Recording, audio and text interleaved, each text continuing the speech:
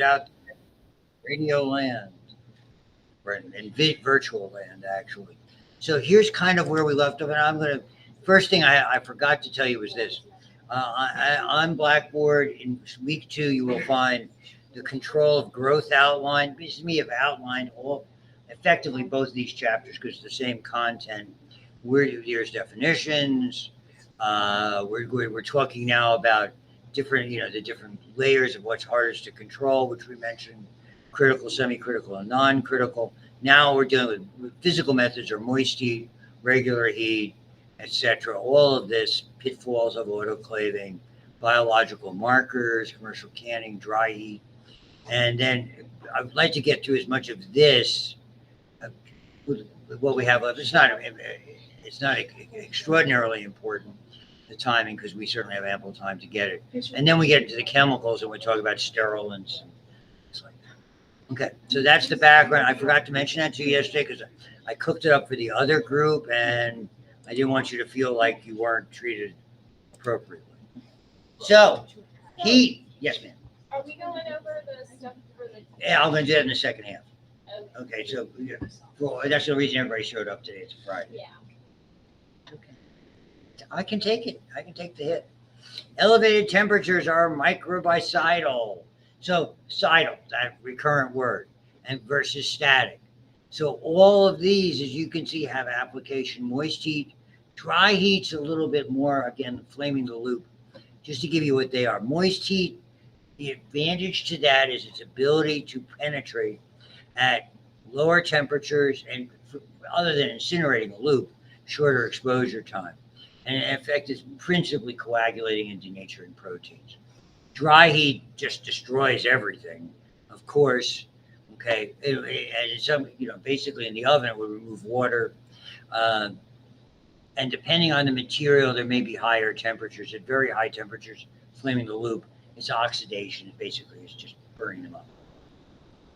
That are there. And they're just showing you the distinction between how proteins, they change shape. They start to change and then they begin to change. And then when they're completely denatured, call that it means that they can't get that shape back again, which is different than refrigeration, which may alter the shape, or freezing.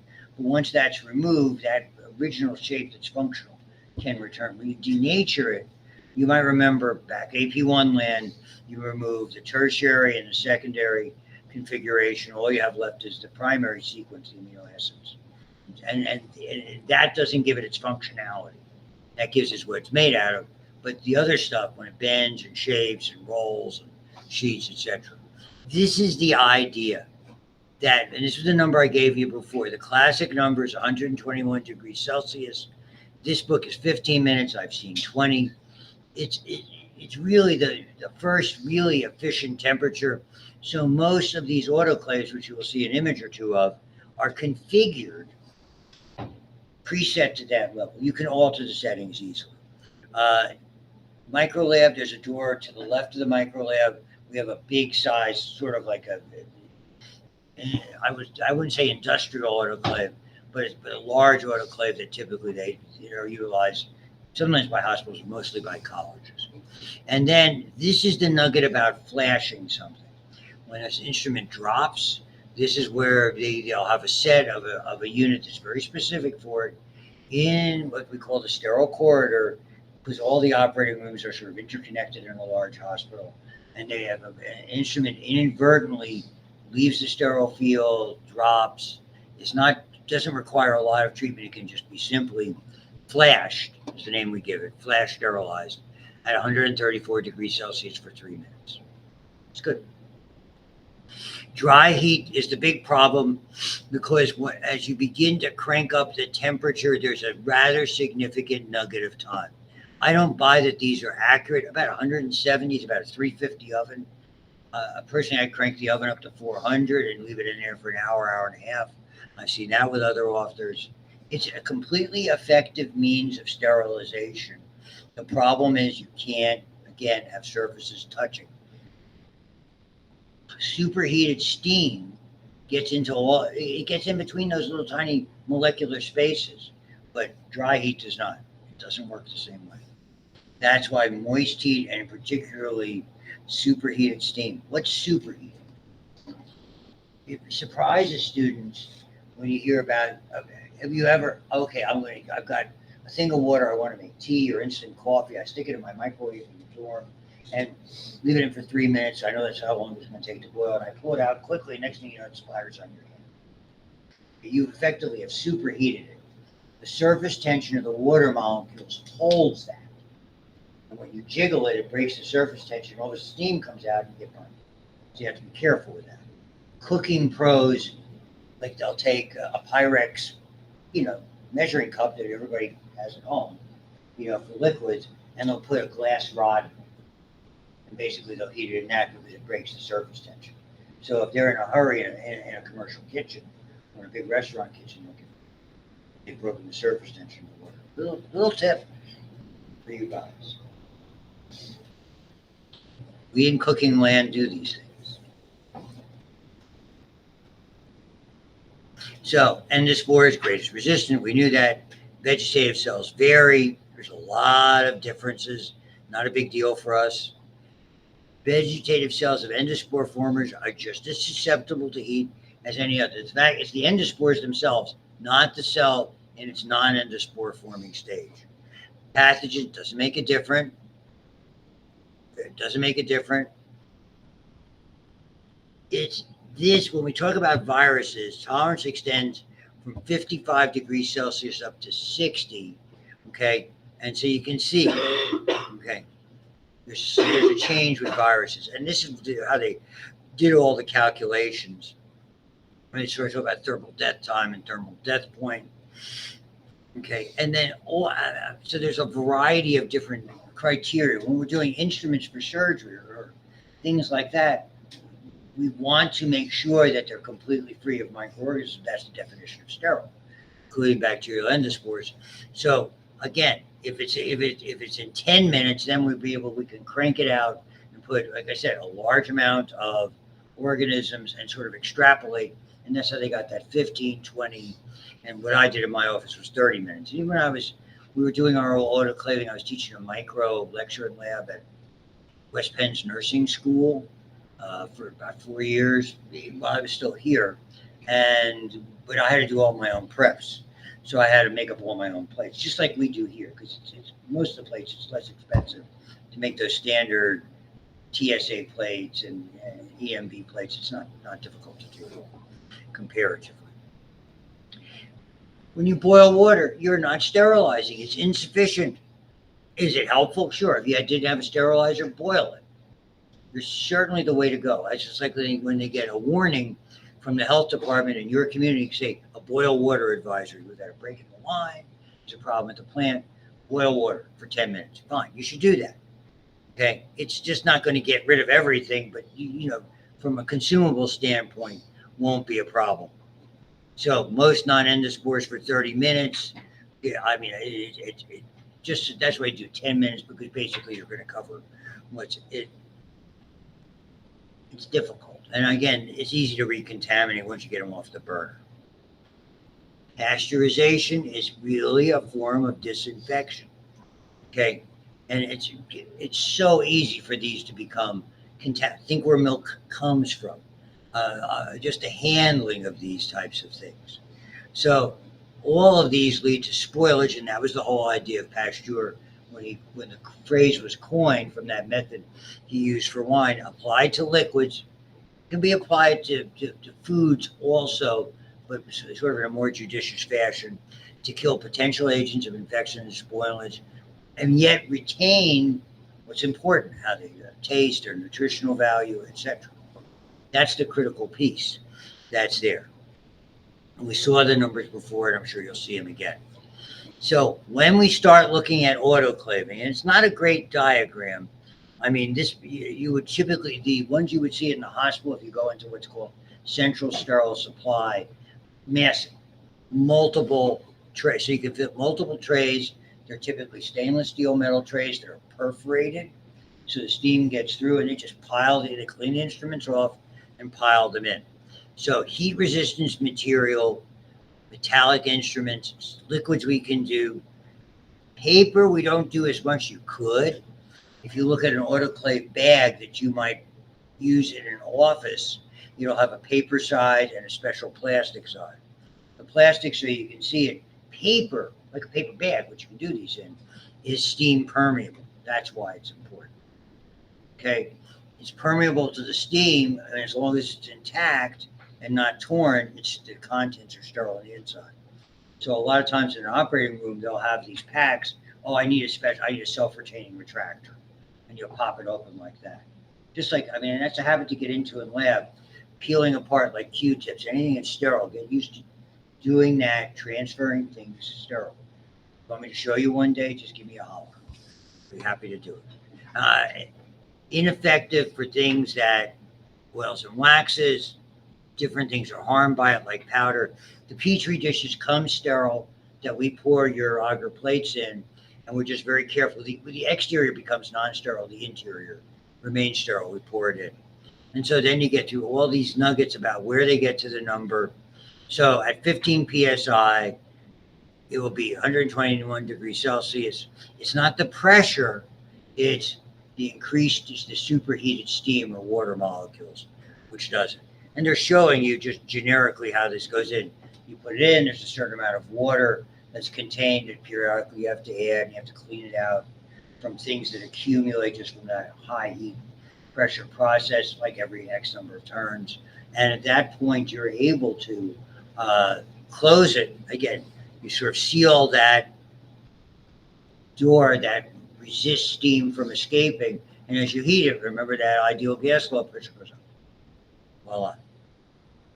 This is, Bunsen burner. Look at the temperature.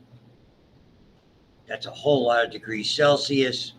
Different kinds of incinerators, the animal carcasses and things like that. If the vet puts an animal to sleep, they very often they'll have their own means of incineration if the area doesn't restrict it.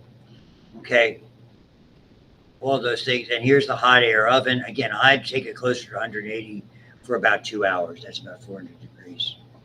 Crank it up your oven at home, unless you can configure yours metrically. And then just showing you some examples. And let me get to the other before we get back to cold. So this is the other PowerPoint, and I think the graphics are a little bit more user-friendly. It'll be chapter 5, and this gives you some of the numbers. I just wanted to reiterate. Boiling destroys most microorganisms and viruses, but it's not sterilization. These were the numbers. The original batch method, 62 degrees roughly, 62 and a half, whatever, 30 minutes. HTST, high temperature, short time, 72 degrees for 15 seconds. Regular milk will do it. When you get an extensive fatty content, now you've got to crank it up and maybe add another few seconds. This is different. Ultra pasteurization, again, is for sealed containers, drink boxes, juice boxes, little creamers. We superheat the liquid, okay, for just fractions of a second, rapidly cool it, and inject it and seal it in a container that has utilized superheated hydrogen peroxide. Okay, and its container is sealed. Fascinating process. And a lot, when I get into refrigeration, you go in Europe, you're not going, you go into, first of all, they don't have giant supermarkets other than probably in England. And when you're buying dairy, you're buying it off the shelf in effectively a juice box or a milk box. You only have to refrigerate when stable. They don't like refrigeration. They don't trust refrigeration because you buy everything that day. You may have it for a day or 2 days. It's not like us when we go, oh, I'm going to make this tonight and this tomorrow, and I got to buy the mushrooms and the eggplant and the tomatoes. They go down to the market every day. Whatever looks good, then they figure out what to make with it. So their refrigerators are dorm room style refrigerators for the most part. They're not that big double door French door with a big freezer, that we have. Yeah, that which is good. No Costco trips? No, not doing that. Oh, I got eggs. I'll get 3, giant cartons of Eggland's Best, whatever, and you have them in the fridge. Wouldn't happen. So this is kind of what it looks like.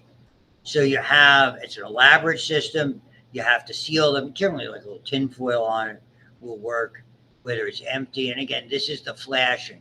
The only other little interesting thing about this, we think if you had 135 degrees for about an hour, prions would be taken care of. But they haven't yet proved it. So they all look variation of these. And this is that door that you see a la a ship or a submarine, a watertight, effectively a watertight door, which I am very familiar with from my son yelling at me on the ship. Because you can't, there are big signs, do not open this door unless you close that door. Because it's all container. Because if, heaven forbid, there would be an accident and water would come in, you're not going to sink 400 men and women on a 500-foot destroyer. Just saying. This is the part I did want to share with you. This is what an autoclave pack looks like. They have the illustrations here. That's called autoclave tape. So, and you'll see tape with little black lines kind of going diagonally on some of the things you look at in the lab. Maybe you've seen them already. Effectively, these are called Denison wraps. They are steam permeable paper. And typically we double wrap things because if something gets torn on the outside, now you have another layer that's sterile. Or if you open it up and put the whole package still wrapped on a surgical table, and you didn't use it, you didn't contaminate the inside. See? Thinking ahead. We do the same thing and suture material is packed the same way. It's an external container, and then there's an internal container. So a lot of stuff is effectively double wrap sterile. You put it all in, and you put indicators in. These are heat-sensitive indicators. So the tape looks like this. You always put what's going to be on the date that you ran the autoclave. This is important stuff for you folks. Okay? And when there's a sufficient amount of heat for a sufficient amount of time, it will change from this to that, the little black stripes. That does not mean it's sterilized. Sterilization is a biological process. It is not a chemical process. This was just heat to chemicals. We even put an indicator strip of some type. We used an OK strip. We put it deep inside all the instruments, all the gauze pads, and when it heated, had a letter O, but when it heated, the K next to it showed up. That means the heat got to the inside. Still not sterile, because you can't see sterile. This is what happens. They take, remember I wrote the name before, they are Bacillus stereothermophilus. You have a little vial like that. Every run of the autoclave in a hospital, they put this in. The interior of the vial has a liquid in it, and it's like an ampule. There's a smelling salts when you crack it and it comes out. And you see this in the hospital all the time. We have ampules that we crack, and you can snap the top off. And what will happen, the liquid will come in there, and then they incubate it. And because of the indicator dial will change, probably from this to this, probably from yellow to pink. So every one of those is run, and then they incubate them, and basically that's documentation in the hospital. So there's so many instruments, they won't release the packs they did today, typically unless it's absolutely necessary, for 24 to 48 hours, until they can tell if those are starting to turn color or not. And they have to document that to show that run was sterile, because that's a biological test, and sterilization is a biological process. It's so important. It's like Dr. Pio. When she's doing that stuff, she's doing it for a reason. Start thinking about that stuff. You'll get to the point where it's like this, but it takes years to get to the point. And so good habits now really help. Commercial canning is about botulism, not a big deal. I mean, theoretically, there could be some endospores, but if it's not, botulism is the only one that's really we're worried about from a standpoint of consumables that are there. And here's the dry heat nugget, the incineration nugget, 121 for 15, da-da. So I'm going through this relatively rapidly because there's not a lot to this part. Filtration is a form of mechanical removal. Useful, and again, certain consumables, certain beverages, particularly beers, they'll cold filter, and it's and there's other things where they use filtration because they know what the contaminants are, and particularly for heat-sensitive liquids. The filter you use by far and away the most is the HEPA or HEPA, however you're going to, that high-efficiency particulate air filter, and all of those places that you can see. So they'll put a filter like this, and again, that's kind of that 0.3 micrometers is about bacteria, less so about viruses. My middle one, soon to be 40, was in, when he was little, he had been, we didn't know there was a chickenpox exposure at the Y kids played at. And he was in for tests at Children's, the old Children's, which was by Presby. And of course, immediately we heard somebody got chickenpox in the play group. We told the physician they were doing GI tests, which normally today would be outpatient. He had a stomach problem. They put him in reverse isolation, a fan with a HEPA filter pulling out. They wouldn't, when they had to go down for the gastro studies, he had to have his year and a half old baby, gowns, gloves, masks. If I walked with him, because I stayed overnight, gowns, gloves, masks, I had to put that on to go out to the bathroom, discard it and change it when I came back in. So I sat there in that room for 12 hours, 14 hours a day. For those of you who really want to have children, fine. It's okay. Every so often, it's a good thing. And the last part, and I'll do a quick look-see at the test, is very quickly. Radiation, this is the spectrum. I don't do physics. Okay, visible light is here. You can see the spectrum from blue to violet area to the red. So infrared, so here's the visible spectrum that you're looking at here. If you go above it, infrared, useful for heat, but not really, have very minimal effect. Microwaves, some of the, other than, it's almost the foundation for your cell phone. Radio waves. Okay, and if you're listening to a radio terrestrially, I mean, right now all the stuff I listen to is online. I've had Sirius radio since it started. When you get to this, the shorter wavelengths, that's what they depict. It starts to become very efficient as a killing agent, or at least an agent that will impact microorganisms. The first one is ultraviolet, and then you get to what's called ionizing radiation, X-rays and gamma rays. You will be surprised how much they are used.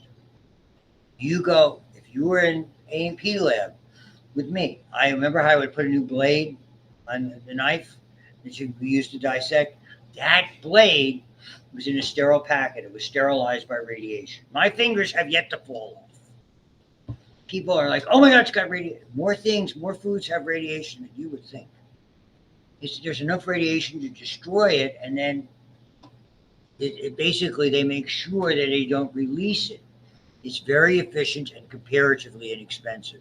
Ultraviolet's in your dentist's office. It's in water treatment facilities. It's very useful if you're in the food industry and let's say, if you don't know how a restaurant runs in the morning, they prep everything. And they make all the dishes, basically made to order stuff at a good restaurant. They're chopping up cilantro, parsley, mushrooms, onions, peppers, mirepoix, which is for your celery, carrots, and onions. Or celery, onions, and green pepper if you're doing Trinity or New Orleans style. And you put that all in little containers and have them under ultraviolet light, just because it slows down contaminants and bacterial growth. So everything's prepped out, and then you make to order. Oh, I needed this. I need another order of this. Boom, boom, boom. You make it right there. Happy strawberries. So it's surprising. It's very effective. This works mostly on DNA, causes DNA strands to break. Reactive oxygen species, which are part of that. And so a ton of things. Heat-sensitive materials. First they're packaged and sealed, then they apply it. So these were in that plastic container. And you have to look for that little, you'll find it somewhere if you want to look. If you don't want to buy them, don't buy them, but look.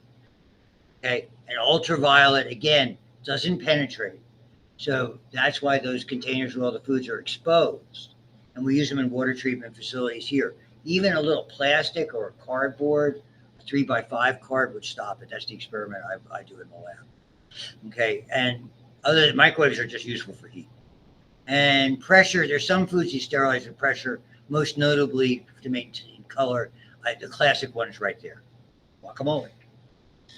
So if you don't, why you don't make your guacamole, I don't know, but you should. You're looking at me like you don't make your own guacamole? No. Oh, what you missing? Cilantro, lime juice, little garlic. There's the innocent jalapeno in there. Just happy days. Don't like guacamole? Who doesn't? I give up. Teach you to cook. All right, now I'm going to do the test, which means the following. Can't see it. And for you people out there virtually, you can't see it either. So I won't stop recording, but I will stop presenting. I like them out. You won't be able to see it. Okay? So no more of the presenting stuff. So you should not be able to see it. I will look. You guys can't see it here. You cannot. So are you going over with Yeah, I'm going to stop and restart the recording. Stay tuned.